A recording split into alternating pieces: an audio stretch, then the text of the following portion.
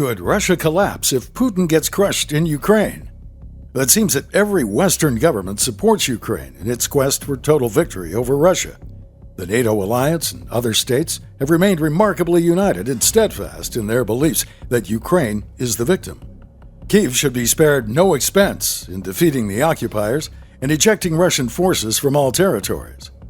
But what would happen after a win? Russia would be humiliated and could even resort to the nuclear weapons option. There could be a dangerous power vacuum in Moscow if Russia endures a messy period of regime change. What is the West trying to accomplish? What is the endgame for this war that would win the peace? Some countries, such as Germany and France, have been less resolute in their support of Ukraine. They're not gung-ho like Poland and the Baltic states, who are supporting Ukraine with words and deeds until total victory is achieved. And what if a final peace deal, after Russian capitulation, would create a Treaty of Versailles type of accord that would humiliate Moscow and create even more contempt for the West and Russia? French President Emmanuel Macron has been in favor of negotiations and giving Russia security guarantees.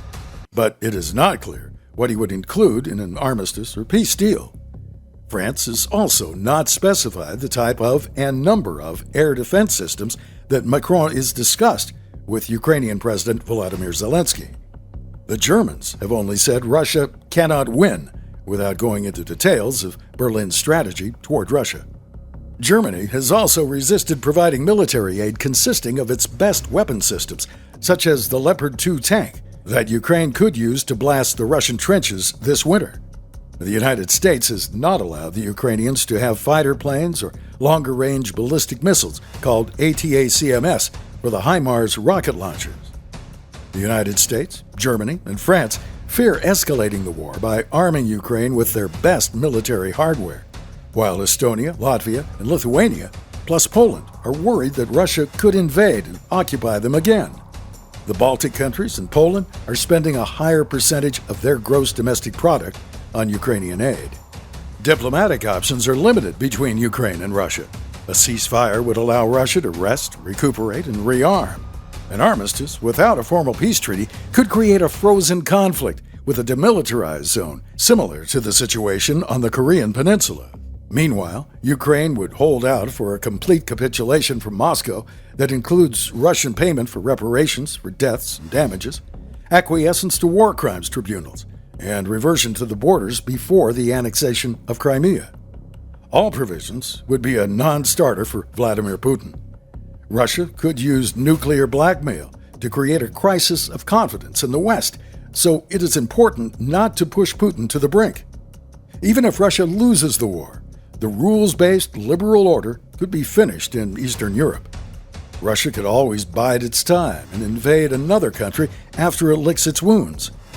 Ukraine would likely join NATO and the European Union, further making the case that Russia will be a permanent villain that is surrounded by alliance members and torn apart by countries that wish it harm.